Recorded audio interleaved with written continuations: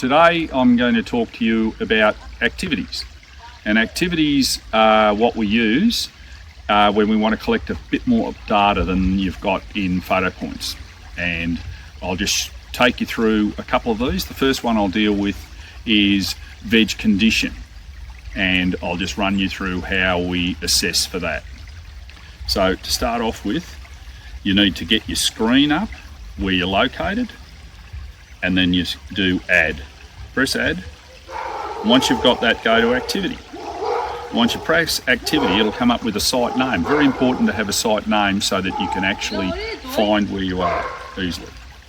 So I'll just go in there and I'll put creek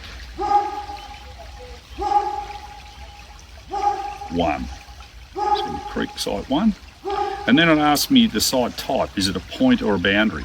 Now what's important about this is, do you want to record just the information at this site, or do you want to set up a boundary to include the site as a larger area? Now, and by doing the boundary, you're using the inbuilt GPS function within the app. I might start this time just with point, but I will have a future video which shows you simply how to do the boundary. Okay, so I'll press point in this case. I create, and what happens then is it comes up with the relevant themes, and you'll see on my screen that there are 9 options, and one of those, the first one's native vegetation. I tap on that, and that gives me 4 options: condition assessment or monitoring, plant species, threatened special species and communities, or natural regeneration. So I'm going to do condition assessment. I'll press that, and that automatically means that I'm in the app now and I'm going to be just doing veg condition assessment. So I swipe across, as you do all the time, and the first question you get asked is going to be, broadly, was this the site that you're at, was it a woodland forest? Was it a shrubland, in fact treeless? Or was it a grassland or a modified grassland?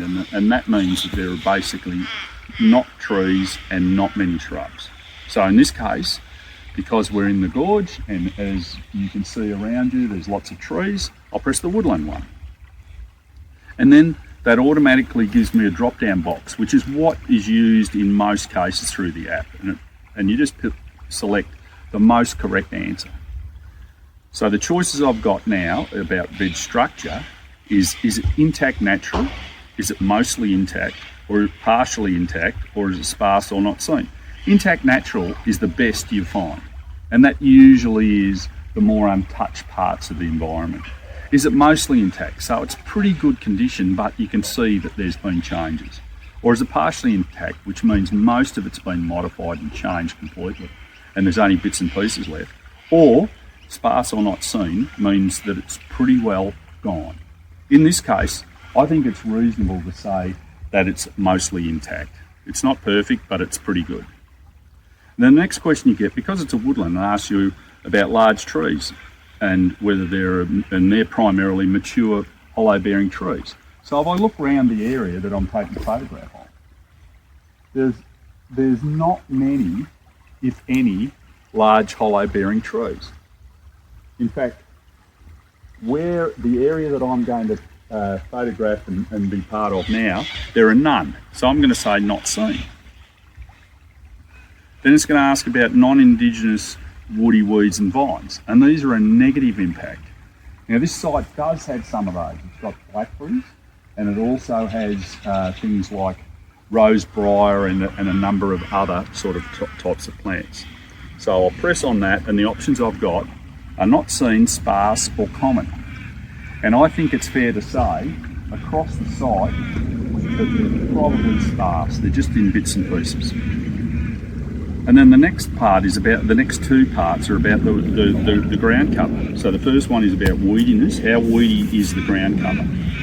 And that means a weed's sparse, so there's virtually none. Are weeds common in parts, like you get a patch here or a patch there that's weedy and the rest is relatively weed-free? Are weeds common throughout, or are weeds abundant? In fact, they're the dominant life form. Now I think the most correct answer here is, looking around, is that weeds are common throughout. So a lot of the bright green you're seeing around you are in fact annual grasses, exotic grasses. So I'll tap on common throughout. And then the next question it asks, the last one, is the nativeness. So this is the diversity of that ground layer. And by diversity we mean the numbers of different plants you get, different native plants. And so it varies from diverse throughout, which means it would have wildflowers all through it, or daisies or that type of thing. Or are there patches that are like that? Or are there native plants but there's not a lot of species? Or are there patches that are like that? Or there's really none left at all? In this case, at this time when I'm looking, I would say the most correct is that there are a few species but they're common throughout. So I'll tap that. And then what happens, in the app, it automatically gives you a score, and it tells me that score is 10, and which means the veg quality or rating is moderate, which I think is probably pretty accurate. And the vast rating is what they call transformed A, but I'll explain what transform means in another video.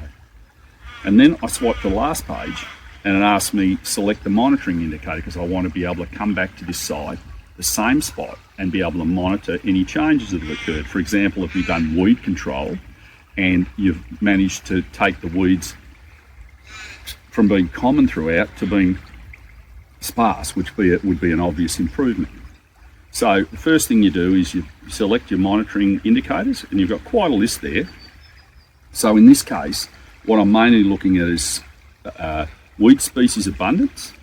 I'm looking at native species abundance, and I'm looking at probably the main two that I'm really concerned about. So I'll accept that. And then the last step is to take a photo. And remembering we use the same logic as we do with photo points. When you try and emulate, do the same, take the same shot over and over.